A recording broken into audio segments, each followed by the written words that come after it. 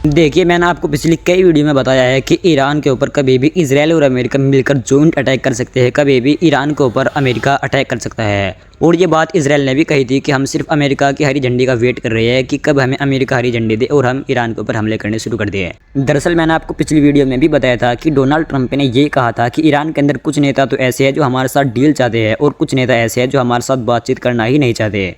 लिहाजा जो नेता हमारे साथ बातचीत करना नहीं चाहते हम उनको कत्ल कर देंगे। ये बात डोनाल्ड ट्रंप ने ट्रूथ सोशल पर कही थी और अब ये बात खुद CNN ने कंफर्म कर दी है। दरअसल CNN की रिपोर्ट के मुताबिक अमेरिका ने ईरान के ऊपर हमले करने की लिस्ट तैयार कर ली है और अब कभी भी किसी भी वक्त ईरान के ऊपर हमले हो सकते हैं। उस लिस्ट में कई सारे नेताओं के नाम है जिसमें IRGC के चीफ अहमद वहीदी का भी नाम शामिल है।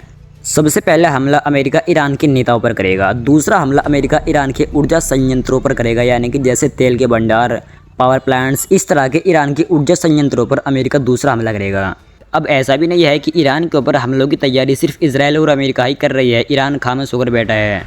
नहीं, ये बात खुद ईरान भी जानते हैं कि उसके ऊपर कभी भी किसी भी वक्त हमले हो सकते हैं। और अब ईरान के सीनियर ऑफिसर इस्माइल इस्फहानी ने भी डोनाल्ड ट्रंप को वार्निंग दी है कि अगर वो हमारे ऑयल इंफ्रास्ट्रक्चर पर हमले करते हैं, यानी कि अगर अमेरिका हमारे ऑयल भंडार पर हमला करता है तो हम तुरंत ही सऊदी अरेबिया की एनर्जी फैसिलिटीज़ पर हमला करना शुरू कर देंगे। हमारे टारगेट बिल्कुल साफ़ है, अगर अमेरिका हम पर हमला करेगा हम भी पलटवार इन अरबी देशों पर हमले करने शुरू कर देंगे और खासकर हम सऊदी अरेबिया के ऊर्जा भंडारों पर हमला करने शुरू कर देंगे। देखिए, ईरान इन अरबी देशों पर हमले इसलिए करता है क्योंकि अमेरिका ईरान पर हमले करने के लिए इन अरबी देशों का ही एयर स्पेस का इस्तेमाल करता है। यकीन मानो पिछले युद्ध के दौरान अगर ईरान ने इन अरबी देशों पर हमले इतने ना किए होते तो कहीं ना कहीं अमेरिका और इजराइल अब तक ईरान को बहुत ही ज़्यादा तबाह कर चुके होते, क्योंकि उन हमलों के दौरान ऐसा हो सकता है कि इन अरबी देशों ने डोनाल्ड ट्रंप पर नेतन्याहू पर प्रेशर बनाया हो कि तुम ईरान के ऊपर इतने हमले मत करो, क्योंकि ईरान ने इन अरबी देशों पर बहुत बड़े बड़े हमले किए थे। फिलहाल ये जंग कभी भी किसी भी वक्त शुरू हो सकती है। हो सकता है अगले 24 से 48 घंटों में ईरान के ऊपर हमले अमेरिका की तरफ से कर दिया जाए।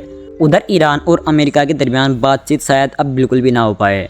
ईरान ने बिल्कुल साफ कह रखा है कि जब तक तुमने स्ट्रेट ऑफ हॉर्मुज़ की दोनों साइड से नाकाबंदी की हुई है तब तक बातचीत का कोई फ़ायदा नहीं और हम तुमसे बातचीत नहीं करेंगे। लेकिन Donald Trump straight of Hormuz की नाकाबंदी खोलने के बजाय स्ट्रेट ऑफ हॉर्मुज़ में नाकाबंदी बहुत ही ज़्यादा बढ़ाने में लगा हुआ है। स्ट्रेट ऑफ हॉर्मुज़ में अपनी ताकत को बढ़ाने में लगा हुआ है।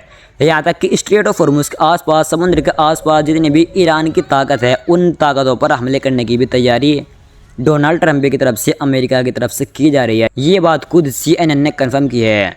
दरअसल CNN की रिपोर्ट के मुताबिक स्ट्रेट ऑफ हॉर्मुज़ के आसपास या स्ट्रेट ऑफ हॉर्मुज़ में ईरान की जो छोटी छोटी नाव है, बारूदी सुरंग बिछाने वाले जो जहाज है, यानी कि किसी भी तरह की ईरान की जो सैन्य क्षमताएं है, अमेरिका उन पर हमले करने की तैयारी कर रहा है। यानी कि कुल मिलाकर ईरान और अमेरिका के दरमियान अब बातचीत का कोई दौर नज़र सामने नहीं आ रहा और अब कभी भी किसी भी वक्त ये युद्ध शुरू हो सकता है। ईरान ने इसी तरह 4 देशों की 8 एनर्जी फैसिलिटीज़ पर हमला करने की धमकी दी है, जिसमें 2 UAE की एनर्जी फैसिलिटीज़ है, 2 कतर की, 3 सऊदी अरेबिया की और 1 कुवैत की। रिपोर्ट्स आपके स्क्रीन पर, नक्शा आपकी स्क्रीन पर, आप इसको देख सकते हैं। वही यकीन मानो ईरान के ऊपर इतने बड़े बड़े लेवल के हमले हुए। मैं आपको पहले से ही कहता आया हूँ कि अगर ईरान की जगह कोई और देश होता तो शायद घुटने टेक चुका होता। दरअसल अमेरिका ने पहले ही दिन ईरान के ऊपर तकरीबन 1200 पैट्रियट मिसाइलों का इस्तेमाल किया। 1200 पैट्रियट मिसाइल, ये कोई छोटी मोटी मिसाइल नहीं, ये बहुत बड़ी लेवल की मिसाइल है। अमेरिका एक महीने में तकरीबन 60 से 65 पैट्रियट मिसाइल ही बना पाता है, जबकि केवल एक दिन में अमेरिका ने 1200 पैट्रियट मिसाइलों का इस्तेमाल ईरान के खिलाफ किया। ये बात ज़ेलेंस्की ने भी स्वीकार की है कि अमेरिका ने 2 साल की सप्लाई एक ही झटके में, एक ही दिन में ईरान के ऊपर दाब दी, जबकि अमेरिका 60 से 65 पैट्रियट मिसाइलें एक महीने में बना पाता है। ये चीज़ें मेरे कहने में भी बहुत आसान लग रही है और आपको सुनने में भी बहुत आसान लग रही है, लेकिन यकीन मानो ये हमले ईरान के ऊपर इतने बड़े थे कि शायद ईरान की जगह अगर कोई और देश होता तो अब तक टिक नहीं पाता और अब तक अमेरिका के साथ डील कर बैठता। अमेरिका के पहले ही दिन ईरान के ऊपर जो अमेरिका ने हमले किए थे उसमें तकरीबन $5.6 बिलियन के हथियार, गोला बारूदों का यूज़ किया गया था। उधर लेबनान के अंदर डोनाल्ड ट्रंप ने ट्रूथ सोशल पर पोस्ट करते हुए कहा कि हमने लेबनान के अंदर 3 हफ्तों का सीज फायर बढ़ा दिया। अब पता नहीं ये सीज फायर कैसा है। लेबनान के अंदर पिछले 10 दिन तक सीज फायर था, लेकिन वो सीज फायर होने के बावजूद भी लेबनान के ऊपर इसराइल के हमले लगातार जारी थे। फिलहाल जैसा कैसा भी ये सीज फायर है, डोनाल्ड ट्रंप ने अगले 3 हफ्तों तक के लिए लेबनान के अंदर सीज फायर बढ़ा दिया और कहा कि अब इसराइल लेबनान के ऊपर हमले नहीं करेगा और फ्यूचर में मैं लेबनान के प्रधानमंत्री और बेंजामिन नेतन्याहू से मिलने के लिए उत्सुक रहूँगा।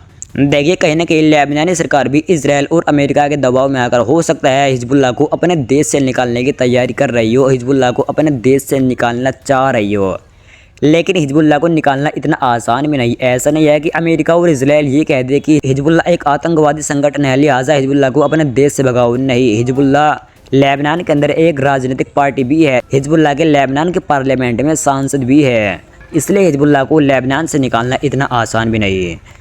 फिलहाल इस वीडियो में इतना ही। सबसे बड़ी खबर यही है कि कभी भी ईरान के ऊपर हमले हो सकते हैं, कभी भी ये युद्ध शुरू हो सकता है। बाकी आप इस चैनल से जुड़ जाइए, मैं आपको इंशाल्लाह तमाम सटीक जानकारी आपको प्रोवाइड करने की कोशिश करूँगा।